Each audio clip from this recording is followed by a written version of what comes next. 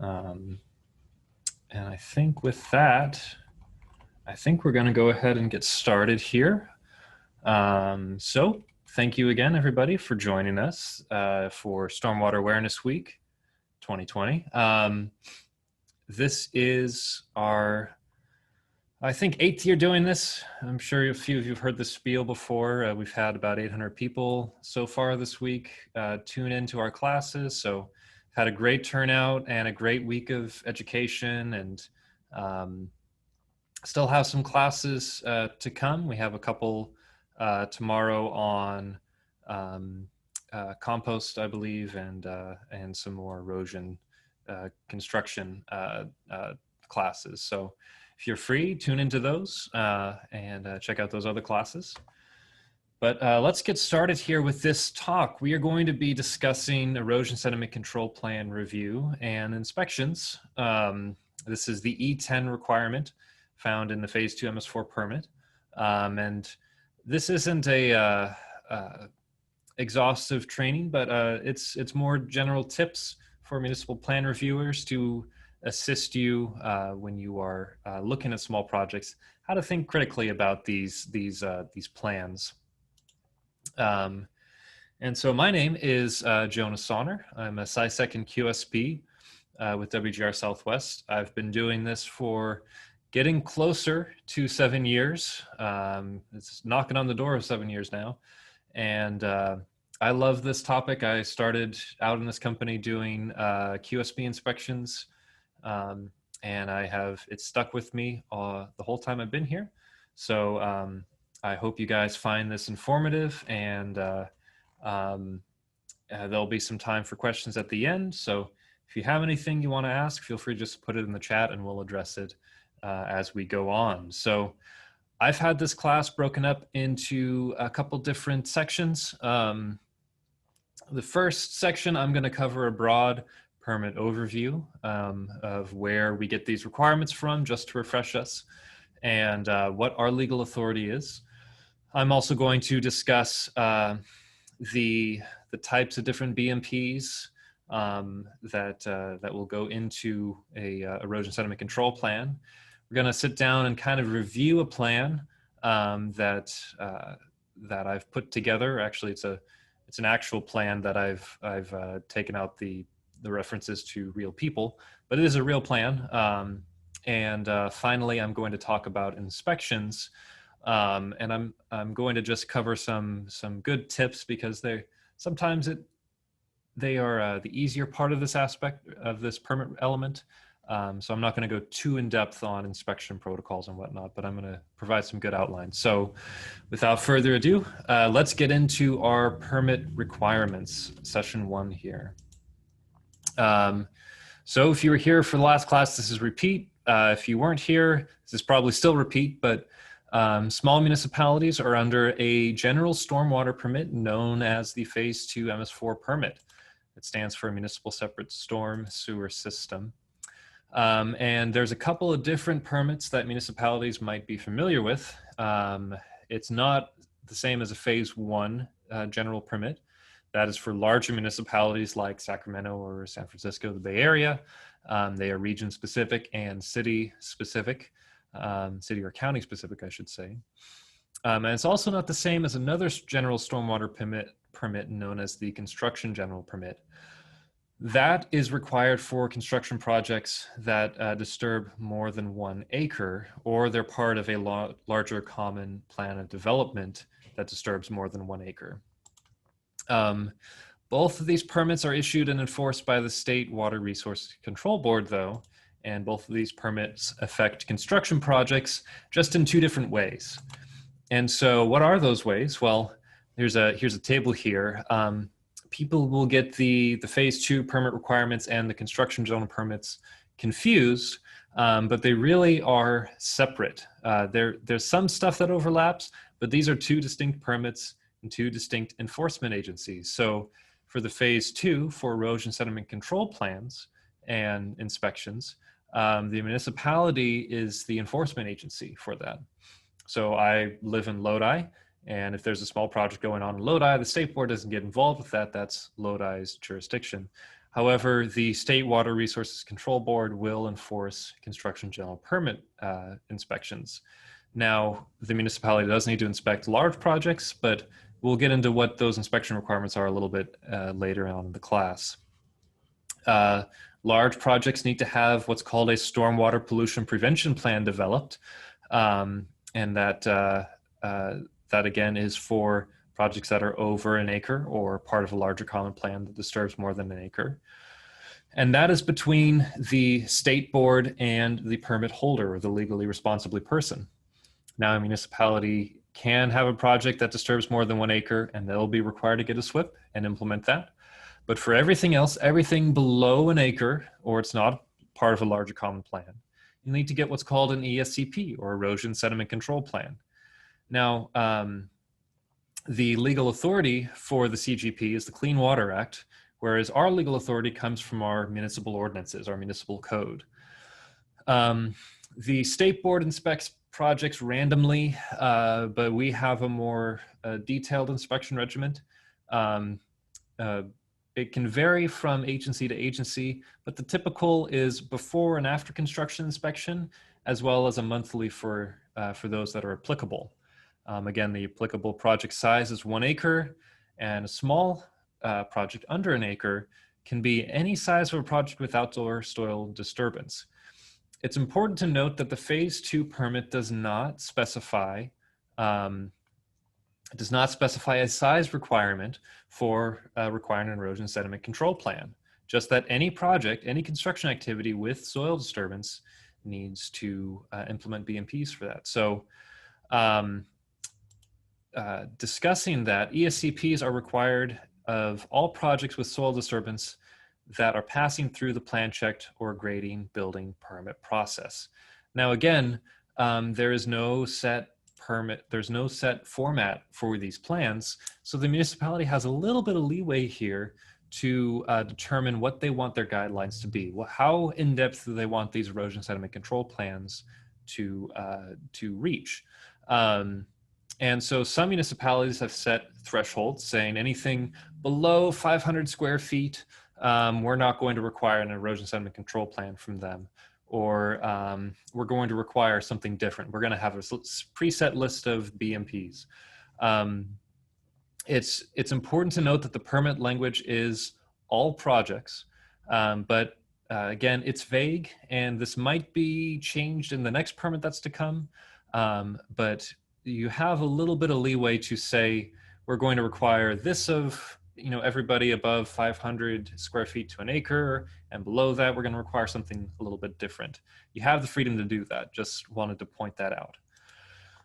The permit requires that the rationale be provided for the selection of BMPs. So they can't just say, I'm going to use a gravel bag. They need to provide some backup of why they're selecting it and why that's going to work. And it doesn't need to be a 10-page essay, but it needs to have some description of where they're going to implement it and how they're going to, how that's going to be effective for their project. Now, this is where the permits get kind of confusing, because the permit language is the CGP required SWIP may substitute for an erosion sediment control plan. So in theory, the way it's set up in the permit is the ESCP was basically the catch-all for municipalities, but if they were over an acre, then they could submit a SWIP instead of that. It gets really confusing explained that way, so I just rather you understand that anything under an acre requires an ESCP. Anything above an acre will require a SWIP. There might be some instances where they get an erosivity waiver or something like that. We're not getting into that in this class, but just keep those general guidelines in your mind. And also on top of that, the city must have the submitted ESCP reviewed by a qualified SWIP developer or QSD, or somebody who is trained and supervised by a QSD. So you can't just start reviewing plans on your own. You need to have some training or credentials to back up why you're qualified to review these plans. So with that, let's look into some of our municipal code requirements. These were implemented way back in the first and second years of the Phase II permit back in 2014 and 2015. So hopefully everybody has these taken care of already, but if you're not familiar with your municipal code, it's a good idea to go back and review what it says, because the general code that we've seen from region to region says pretty much what it says here on the screen. Any person performing construction activities in the county or city shall prevent pollutants from entering the stormwater conveyance system, and yada, yada, yada. But the most important thing here that I want to point out is this language here, because this is driven from the Phase II permit. All construction projects, regardless of size, having soil disturbance or activities exposed to stormwater must at a minimum implement BMPs for erosion sediment controls, dewatering, source controls, pollution prevention, and prohibited discharges. So right there from our municipal ordinance, that's what needs to be minimally addressed by the erosion sediment control plan. Are they doing dewatering? They need to have BMPs for that. Are they using hazardous materials in their construction? Are they doing concrete work? They need to have BMPs for that. Obviously, if they're disturbing soil, they need to have erosion sediment control BMPs. So they need to assess their project and what their activities are, and then describe the BMPs that they're choosing accordingly. And so where have we gotten these minimum BMPs? Well, we've instead of recreating it, we went back to the Casca BMP cut sheets, which are used for large projects, for SWIPs, and we've just copied the same format from them. So that list there, let's walk through that list and talk about it. I want to give some, if you're familiar with large projects, I want to give some perspective for small projects and discuss that here on this list. So if you're unfamiliar with erosion control, what is it? Well, the general idea for erosion control is it's in a form of effective soil cover. It's either temporary or permanent. It can be any type of material that provides a cover for the soil. And the idea behind it is it prevents stormwater or other materials from coming into contact with areas of soil disturbance and causing erosion or pollution. So this is plastic sheeting, geotextiles, erosion control mats, straw, vegetation, and the like. Erosion, if you're not familiar with it, the definition of that's when soil particles become detached. So it's basically rainwater hitting or other types of water hitting the soil, breaking it apart, and it's leaving its original source. So a real bad example of erosion, or a great example of erosion on a construction site. Now this isn't for a small project, but this is what erosion looks like on an extreme level where it's left unattended for a long time. I could probably stand in that, that's not something you want to have happen on a construction site. That's what we're trying to prevent. But what does it look like for a small project? Well, here's a great example. This is a common thing. This is a new swimming pool that's being put into a backyard, and they've taken out a section of a fence. They're going over the sidewalk. Sorry about that. They're going over the sidewalk. They've taken out a section of the lawn. And now all my slides are acting weird. Sorry about that, guys. It's skipping ahead for some reason. Sorry about that, everybody. Let me see if I can pause that there.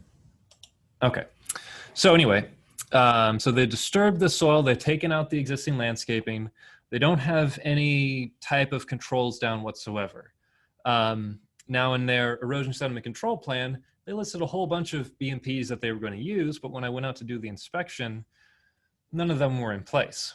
So what happened here? What happened to all that soil that they disturbed? Well, they didn't just get this erosion from track out. What happened is the irrigation sprinklers were still going, and so every night when it would be watering, it would be causing erosion. So over here, you can see how much sediment got down into the sidewalk and gutter from that. And obviously this was a notice of correction because they didn't implement any BMPs, and they were letting this sediment discharge. So an effective control in this measure would be either shutting off the sprinklers, for one, or providing a cover like straw or revegetating as soon as possible once their grading was done, so that you wouldn't have this type of erosion leaving this area.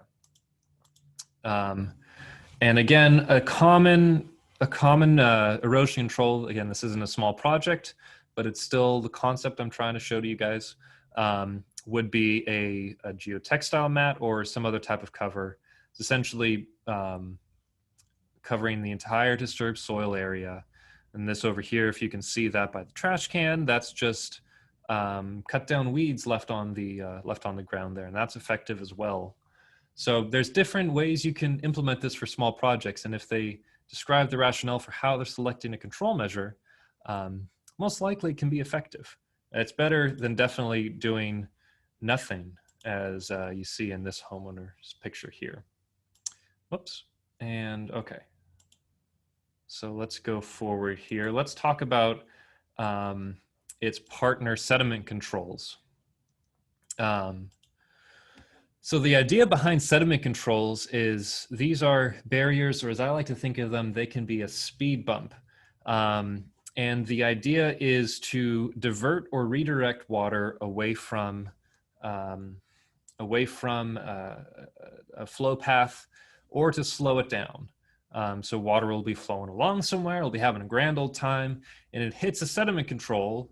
It slows it down, it drops out some of the sediment behind it, or it's diverted into another area, and it's controlled that way. And people will, contractors will often get sediment controls and erosion controls backwards, thinking that the sediment control is the end-all be-all tool, when really they need to go hand in hand. Erosion control is going to be the primary tool that they want to reach for, and sediment controls as well, but they don't want to rely completely on sediment controls. So these would consist of, like I said, perimeter controls, drain inlet protection, street sweeping, and as well as track out controls. So if you think about this, if you're familiar again with BMPs at all, the first thing that pops into mind when somebody says a construction BMP is the good old fiber roll BMP, the straw wattle. But on small projects, that doesn't always seem to be the best BMP to reach for immediately. It might be listed as the primary sediment control BMP in a small project, but in this situation, look at this area. This is a project that would potentially require an erosion sediment control plan in most jurisdictions. And do you think they would need to add a fiber roll, all around this area? Well, no, that's not going to be effective. What would probably be better is to add a berm on the sidewalk up here, divert flow from entering this disturbed soil area, but also the cutback here will serve itself as a sediment control. So there's different combinations for different jobs. That's the idea I'm trying to put out here. Ignore the fact that there's no drain inlet protection. That's not what I want to point out. But for small projects, sometimes you need to be creative when reviewing these plans and being able to educate contractors and submittals that they don't need to just say fiber roll, that there are other tools that they can use so that people understand what they need to implement and how best to implement it. Here's another good example. Say it's a lot. If they can preserve some existing vegetation and leave a buffer there, well, that's a great BMP. Probably wouldn't want to depend on this completely, but you can see here, there's erosion, but none of it's reaching the storm or the street. That's a great effective BMP for this small amount of soil disturbance while they were preparing a foundation. As I said before, you'll also have inlet protection. This is just a standard. You should have this for any drain inlet that has soil disturbance occurring within 50 feet of it. That's the general rule of thumb. You can see why. It will hold back a lot of sediment from entering into that storm drain. However, you don't necessarily want to rely on this completely because if you look back here, this could easily overflow into the storm drain And they need to address this with some type of erosion control, not just a sediment control. So it goes hand in hand. Same thing with this project. Why are they skipping ahead? Sorry about that, everybody. So for this one, this is a water main replacement. And you can see they have some materials here. They have a hose. It looks like they might be performing dewatering. Have a little pile of sediment and a pile of asphalt, but no berms, no covers. Well, I guess the easy up might consist of a cover, but no real BMPs here. They probably will sweep up after the end of the day, but having some berms around it, or having some maybe not having the soil right on top of the sidewalk, having it on a piece of plastic. There's some other practices that might need to go into place here other than just having a perimeter control and erosion control. And again, in this picture, you see here a street repair, street widening. Fiber roll probably wouldn't be effective in this situation. You would want to think of another BMP like sandbag diversion. So if you're seeing in an erosion sediment control plan people calling out something that doesn't look like it'll quite work, this is what I'm trying to put in your mind here of there's other BMPs that they can use to achieve these requirements, not just saying fiber roll is going to be the effective one here. Last example, real small trench, and you can see they're disturbing a lot of soil here, but they need to have a sweeper on site 24/7 to be cleaning up after them. So that hopefully covers sediment control. Again, these BMPs need to go hand in hand. You can't have one without the other. It's just not going to work. So the other BMPs we saw in there were source controls and pollution prevention measures. If you were here for my last class, these are what I like to refer to as our common sense BMPs. They are spill prevention and cleanup, good housekeeping measures, and waste and material management. So I was referring to some concrete washout. How many of you guys think that this is effective? I mean, they started in the washout, but then that got full, so they moved to the dirt, and then they moved to the street. You can see over here, this was a much larger puddle into the street and ultimately into the storm drain. This was a blatant violation of municipal ordinances. And again, one of the requirements we'll see for these BMPs is they need to show the locations where they're going to implement them on the site map. And if I would just see on a plan, they're going to have a concrete washout on the sidewalk or close to the sidewalk, I would be afraid for this very issue. I wouldn't want it right on the street or right on the sidewalk because it can easily get spilled over and enter into the storm drain much quicker. Similarly, they might not call out a washout at all, or they might just not use a washout. This is in the back of an alleyway. They just try to dump their material back there. So ensuring that if they are going to use materials that require a washout, that they provide materials for washout in those plans and that they are going to be effective for the types of materials that they're using. Also, you need to have BMPs for prohibitive discharges. And here's a list of those. It's petroleum products, fertilizers, pesticides, chemicals, wash water, as we were discussing, and of course, sediment. All those are prohibited. They can't go into the storm drain.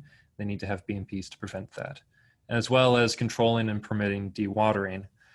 So I referenced this again in my last class, but I wanted to just highlight this picture. I was performing my inspection at the right time because they just started dewatering a sump over here. And I left them out because there were 4 or 5 people. I didn't want to incriminate them. But they started pumping it right into a storm drain that has a no dumping label with no controls, no burn. So they need to have some type of filters or pump it into a contained area and not directly into the street. This is not effective. So if you have an erosion sediment control plan for like a water main project, make sure they have BMPs listed for dewatering because they probably will need to dewater at some point. Anything that has to do with underground, it's probably just a good idea to make sure dewatering BMPs are addressed in that plan. So again, that covers our other municipal or minimum BMPs. And now let's turn our attention to actually reviewing an erosion sediment control plan. Well, let's start with the permit language. Let's start with what that is required to cover. As I stated before, an erosion sediment control plan is required to be submitted and reviewed prior to issuing a grading or building permit. And so it should be part of the initial planning process. Determine, okay, you're disturbing soil. All right, you'll need to submit either this plan or that plan. And before a permit's issued, they need to have these BMPs addressed. Now, a few years ago, working with municipalities that were trying to implement these, there was a lot of pushback from plan developers and people wanted to get projects submitted right out the door, but it is a permit requirement that they are issued or that they are reviewed and approved prior to issuing other permits. We are required, again, to review them using a checklist or a similar process and issue a written approval. And don't ask me why that's a requirement, but that's a permit requirement. And again, another permit requirement is that the ESCP include rationale for the selection of BMPs, including a soil loss calculation if necessary. Now, that'll probably only apply to the large projects or SWIP, but that is just something to keep in mind. If you have a SWIP, they need to provide supporting soil loss calculations, as well as any other applicable environmental permit, such as a full dewatering NPDES permit or a 41444 permit. And as I stated before, the SWIP may be submitted in lieu of an ESCP if it's applicable for that. So, as we alluded to, erosion sediment control plan must be reviewed by a QSD or somebody who is qualified and knowledgeable in the review of erosion sediment control plans and is supervised by a QSD. We also need to perform inspections of public and private construction projects, and that inspector must also be qualified. So they need to be a QSP or supervised by a QSP. And again, the inspections are to verify compliance with the municipality's stormwater ordinances. Now that is for both reviewing SWIPs, reviewing ESCPs, and inspecting large SWIP projects and small projects. We all only verify compliance with our municipal stormwater ordinances. That's why it is so important to go back and make sure you understand what the ordinance requires, what it specifically says, so that you're not going above and beyond or even underneath it. So after this, I'd recommend going back and reviewing your city's or municipality's ordinances so that you know where they are, and if you need to reference them, you can do so. So with that, let's talk about what goes into reviewing an ESCP and some things to look for, some things that I have noticed while I've been doing it. And to start us off, they need to have certain project information included. And that's, the obvious basic information, name, address, start and end date, soil disturbance, number of storm drains around there. Excuse me. I started adding in here amount of impervious surface created or replaced to be sure I can capture post-construction requirements for small projects as well. Although generally that can easily be ascertained just by reviewing the type of project that it is. They need to have at least the owner information, who is responsible for this plan. And then if it's available, have the contractor information. That's not always available. Sometimes it's an owner builder type situation, but or sometimes the job hasn't been awarded yet. So you might not have that when reviewing it, but if you can have that, that's great information. So when looking at this, there's a couple things I want to note. These are common issues that I've noticed when reviewing an erosion sediment control plan. First of all, they do not provide a start and end date. I think this is usually because they're a little salty that they haven't gotten a permit within, a day. But a lot of the times I'll get this when permitted and then 120 days max.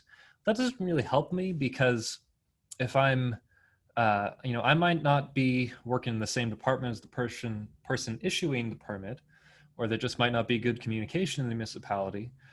And so something might issue a permit and then they go out and start working immediately that same day, and you miss your pre-inspection, or there were a couple of corrective, things on the plan that didn't get addressed. So I try to say, have them provide an estimated date, and if they're going to start immediately when they get the permit, okay, that's fine. But make sure, like prior to the permit being issued, they have good hard start and end dates on there. And that's really the only point I want to make on there is to make sure that they have their proper dates called out. So I'm going to kind of skip ahead to site maps now, and I want to talk about some of the issues I see with site maps, because over the few years I've been doing it, that's been the biggest issue I've seen in erosion sediment control plans, is with the site map. They select great BMPs. They address everything that they're, that could have a potential pollutant associated with it, but they don't provide an accurate SWIP map or a site map. So this is typically what somebody will submit to me when I'm doing a review as a site map. And again, I'm just going to use an example of a pool for now. And this was a project that I did a few months ago. And it baffled me. I knew where this was located. And so they're a small track home, small lot. Fences are pretty narrow here, so it might be hard to get equipment in. They're doing this, but the biggest glaring issue is this is just a drawing. This isn't a BMP map. There's no BMPs listed on here. There's a couple of things that I can ascertain from it, but there's no BMPs on it. So even after telling them you need to submit this and this and this, a lot of the times this will be the initial submittal, will just be a regular plan. So the thing I want to point out in this is, on this project, they said their access is going to be at the back of the fence. Well, thinking I knew where the lot was, I pulled it up on Google Earth, and sure enough, this is the house here. It's pretty narrow. You can see that the fence line is pretty narrow over here. And so they're saying they're going to access it at the back of the fence. Well, that means they're going to go through this other person's property, back through all this potentially disturbing all the soil, driving equipment through there, taking out a section of fence by this, and then doing their grading and then exiting that way as well, for at least part of their project. It doesn't really say how long. Well, I had some issues with that, because on their initial submittal, they said their project size is just the size of the backyard, which is pretty small. It's a couple hundred square feet. But this would also need to be included in the project size now, if they're accessing the project through here. Now, if they're doing it from the street, yeah, you could say the whole lot, or just the area that they're accessing to where they're staging their equipment. But in this case, because there was a much higher potential to, since this is just vegetated land, cause erosion sedimentation into the street, they needed to say, we are going to have this be a part of the project now, or we're going to access it a different way. So always pay attention to the access points and verify that they're attainable. I had some that said they were going to access it from the back, but it's just another person's backyard, and there is no way for them to access it. And so I brought it to their attention. They're like, oh yeah, we're not accessing there. We're accessing over here now. So pay attention to those little details. But let's turn to what a good site map could look like. Now, this again is a real submittal I had.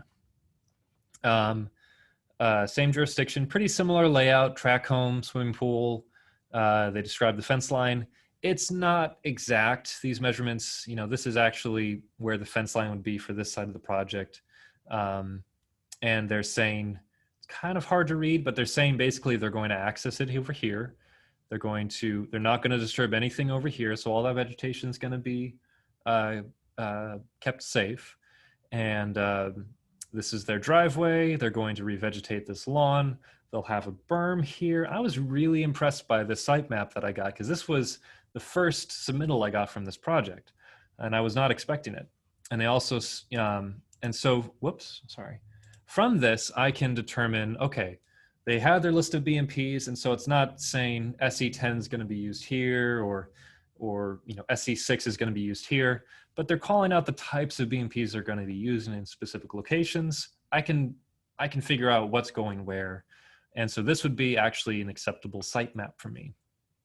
I was really happy, except I did have a couple issues. If you remember the concrete washout example earlier, they have it listed in the street here. And this is actually what I returned the plan for, was they need to identify a different location for that concrete washout.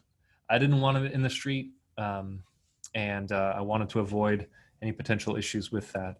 They also have some equipment staged in the street, and I brought it to their attention. I wanted to know what that was specifically, and if it's how long it's gonna remain there, because sometimes they'll put stockpiles of soil in the street and they won't be covered or burned. So needed a little bit more information after going through the entire site map, but at least they described what BMPs they were going to use and the locations of it. So this was actually a really good plan. I think I'm going to use this as an example for future projects if they're not understanding it. Let's actually use this this first project. So the one that just submitted this. Let's look at their BMPs that they selected for this project to see some of the other issues that I had with this plan. First of all, this is another problem. Erosion controls, they won't select anything. They'll just say either scheduling or not applicable. And again, this isn't really, this isn't realistic, because they could be working in the rainy season, or it could be overlapping, or they might, like you saw in that swimming pool in the first picture, it might be another type of non-stormwater flow that causes erosion. So they need to have erosion controls addressed in the event that they need to use them, but also so that they have something to use and they know what to do if erosion is a potential issue. So we've taken the BMP list from the Casca BMP handbook again and referenced it in our erosion sediment control plans. And so we've also tried to give like a general description of what that BMP details.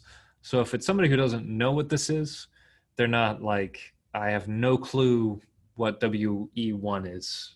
What does that entail?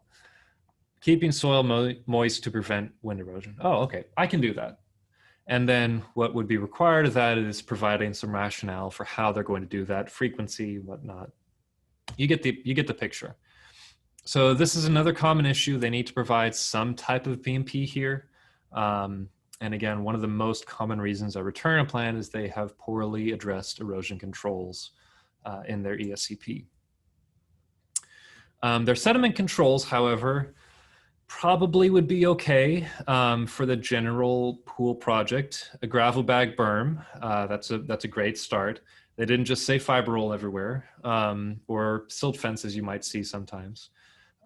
They picked a more realistic BMP that is easier for them to implement. And if it was on the site map, that could determine if it's going to be effective or not yet. Sometimes they'll only have like a small stretch of bermed area, but it might need to go a little bit further.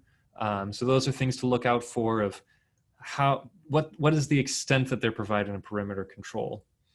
Now, as we discussed alternative controls, you don't need to put something up against an existing fence or wall. So, in our backyard examples, if they have a fence that leads to a vegetated area, they don't need to put a fiber roll or a berm around that, because that fence can act as a berm. Stormwater doesn't really care what it hits. If it hits something that'll stop it, it doesn't care. It'll slow it down. It'll be that speed bump or barrier, and it'll be effective.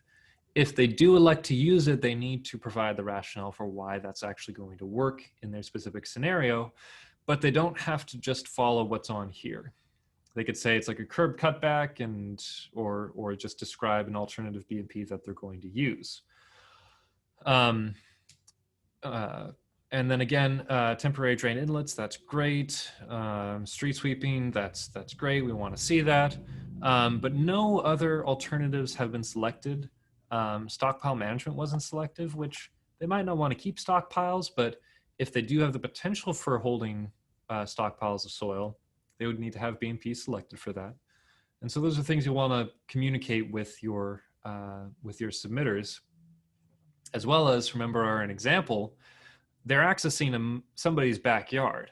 And so how are they going to prevent track out from all of that disturbed soil? They're probably going to need to put in some type of track out control, a stabilized exit. And then that also will need to be okayed with the person who owns that property. So in this situation, I returned this plan because there were too many unknowns with the erosion sediment control and sitemap alone, not even getting into the other stuff we're going to talk about. But this already turned me down to, no, I can't approve this. They need to address all these other things or provide an alternative plan because this is too vague. So let's talk about those non-stormwater and waste management BMPs. They're, like I said, they're good. They're common sense BMPs. They should be fairly straightforward. And so let's take vehicle and equipment cleaning, for example. Somebody says this, I will want basically a statement of assurance in their rationale that says, we will perform all fueling off-site. We're not going to store any vehicles or equipment on-site. Everything will be taken off at the end of the day. Okay, great. That's a great example. Let's do that. And then the inspections are to verify that they're actually doing that. In the case of the pool, they might have hazardous materials on site, depending on the type of work they're doing, if they're doing any painting or if they have any solvents they need to put down. So that one potentially could be added on. At a minimum, they need to have BMPs for concrete work, stucco, plaster, tile, and they need to have washouts for that as well. So if those aren't described in the rationale or on the site plan, return it, because they probably are planning not to do it if they don't describe how they're going to do it. And I would rather catch it now than rather in the field and have them clean up after that. Same thing with dewatering. If they need to get sumped water out of somewhere, they want to have BMPs for that. And if they have potential for spills, to keep a spill kit on site. A lot of these guys, they won't keep a porta potty or trash cans on site. They'll just haul that off at the end of every day, and that's fine. But if they do have those, making sure those BMPs are selected and described on your site map. So with all of that in mind, again, some common erosion sediment control plan problems are as follows. Sediment controls might be specified, but little to no erosion controls are included in the plan. That is number one for me. They just whip past the erosion controls completely. Remember, they need to go hand in hand. They can't really be separated. They just won't be as effective as they are together. The plan is too boilerplate and not site specific. I was originally thinking of adding in some other ideas for like water main projects or PG&E projects that are very similar. What a utility company will usually do is continue to submit the same plan over and over and over and over and over again. And what actually happened recently, I reviewed a series of 5 erosion sediment control plans for PG&E, all the same type of work, and all had the exact same plan. That's usually okay because it's the exact same type of work and they address BMPs in specific work areas, but they had carryover from another plan for work that they weren't intending to do. So I returned all 5 of those submittals because they had a BMP in here, but it wasn't listed on their sitemap. And they came back and said, we're not doing that activity. Why did you return the plan? I said, well, it was included in your ESCP. You might want to update it and make sure that this is site specific and not just a template plan. When we were putting out all of these erosion sediment control plans back in year 1 of this permit, or year 2, John Taraskis, who I believe is still here with us, he put together a example erosion sediment control plan that described, certain things and how to do it. And to this day still, I have those exact verbatim descriptions on almost every erosion sediment control plan I review.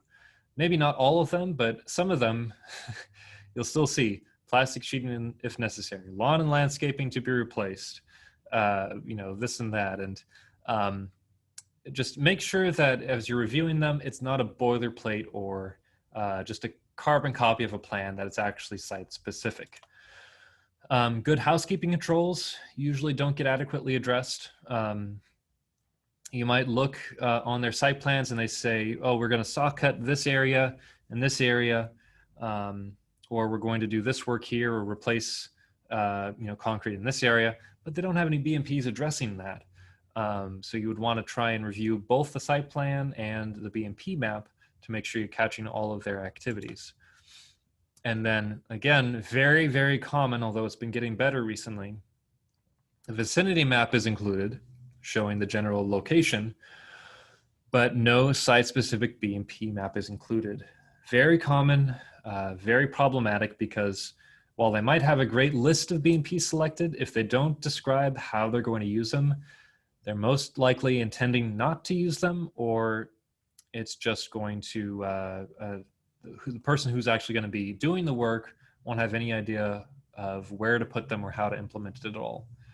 So those are common problems that I've seen. If anybody else has something they'd like to write in and say of a common problem they've seen, feel free to. I'd love to hear it. But yeah, with that, let's turn briefly to performing inspections. And again, if you have any questions, put them in the chat now. Think of them now. We're getting close to wrapping up here, so I want to make sure I have time for that. But let's talk about performing inspections, municipal inspections. Again, right off the bat, inspectors need to be a qualified SWIP practitioner or somebody who is adequately trained or supervised by a QSP. And erosion sediment control, or ESCPs, need an inspection before construction begins and after construction ends. The Phase II permit states that the frequency is dependent on the project's threat to water quality. That's where we get that idea. And as we said before, various municipalities interpret that threat to water quality differently, but we have seen it as the following frequency. So those large 1 acre projects that are under a SWIP, we've required a pre-construction and post-construction inspection, as well as monthly BMP inspections of that construction site for the length of the project. For smaller projects, only the pre and post-construction inspection is required. And that's pretty simple. If you think you just go out there before the construction starts and then after the construction starts, a lot of stuff can happen in that time period. So you want to make sure that you actually address, hey, are these guys actually going to implement the BMPs? Or are you suspecting they're likely not going to implement the BMPs? And the post-construction inspection, well, that's just to verify, did they actually remove everything? Is there no longer potential for pollutants to the storm drain system? We'll talk about those requirements a little bit, but I want to bring out here inspections during active construction are typically monthly for large projects, but they can be increased in frequency if corrective actions are needed. So again, that's really only probably going to fall under for large projects, but like that swimming pool project, if you remember way back in the beginning that I showed all that erosion leaving their site, that would be something that would be increased, where I'd be going out there monthly to verify, hey, are these guys actually going to be doing their erosion sediment control BMPs? As well as we have a requirement not just for a project, but a specific contractor. So if that guy is doing a lot of work in our city, we will have to carry over that inspection frequency for all of their projects until we verified, okay, they're okay now. So let's get into some of the specifics about performing these inspections. And the thing I want to remind us is our driving force is the municipal ordinance. So make sure you understand that, make sure you understand what is required of it. And the key word that I get from the municipal ordinances is minimum BMPs. So have they put the minimum effort into their erosion sediment control BMPs. Are they installed? Are they in place? Are what they call out actually effective? And are they installed prior to the soil disturbing activities?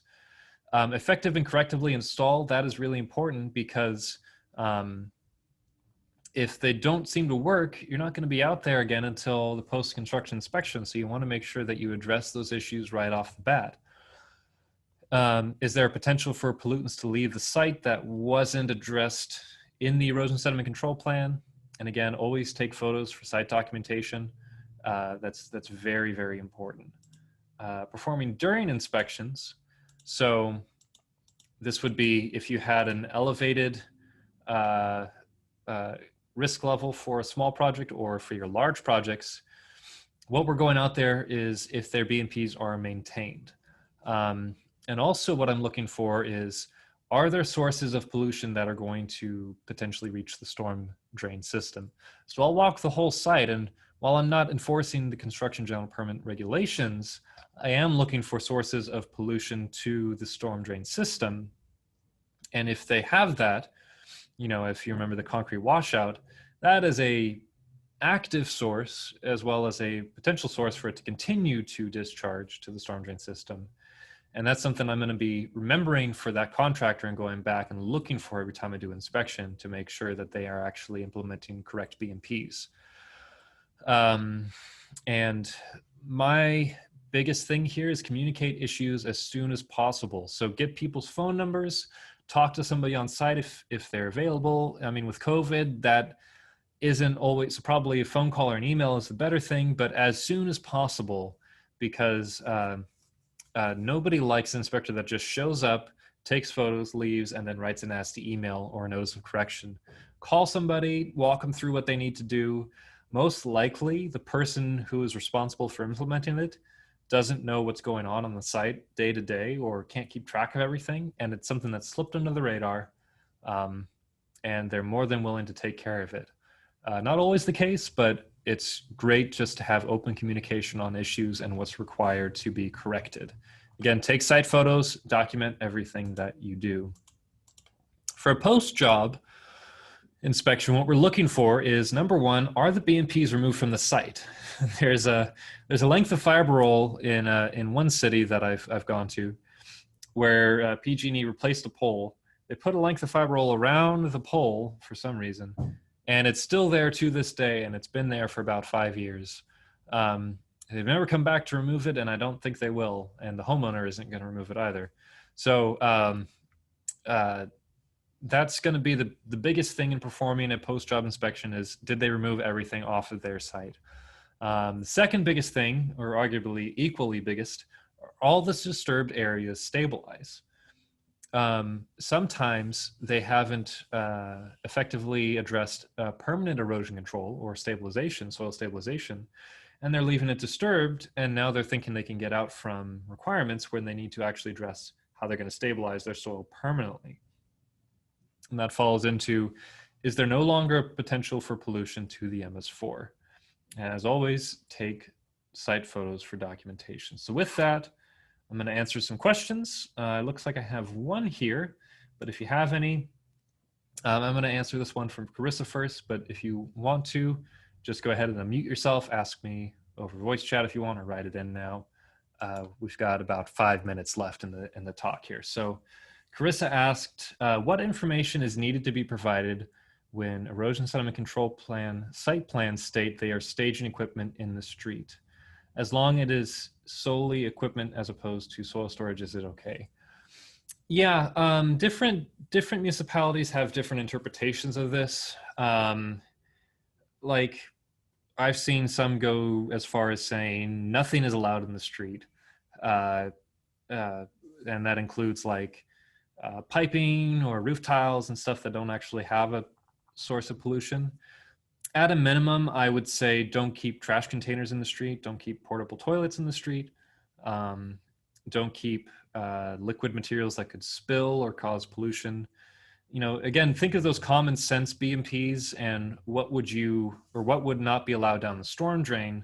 And that would be the list of things that I wouldn't include in the street. If they can provide containment for that staging area, probably would work out better.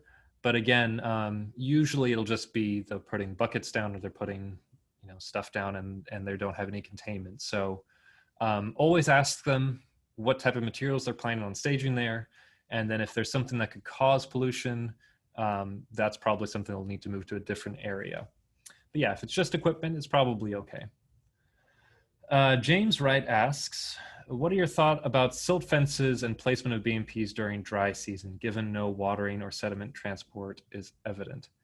Well, James, that's a good point. But remember my example from the first plan is you never know where a source of water or runoff might occur from. So while a certain situation, they might not need to implement something right away, they need to at least have something described so they can implement it if they need to. Now, there is no real dry season in the state board's mind. So I generally will hold the same standard that I will for large projects, and they need to implement BMPs year round, as well as small projects that will need to implement BMPs year round. Now, again, they can be different variations. They could do a curb cutback. They could do gravel bag berms. They don't need to do silt fence. They could use other BMPs that will be effective during the dry season, quote unquote. But yeah, I think that would be a more site-specific issue, and maybe not going no BMPs entirely, but just selecting a different BMP from your toolbox. That answer your question? And if there are any more, we still got a couple minutes. Cool, that answered your question. All right. Anybody want to unmute themselves?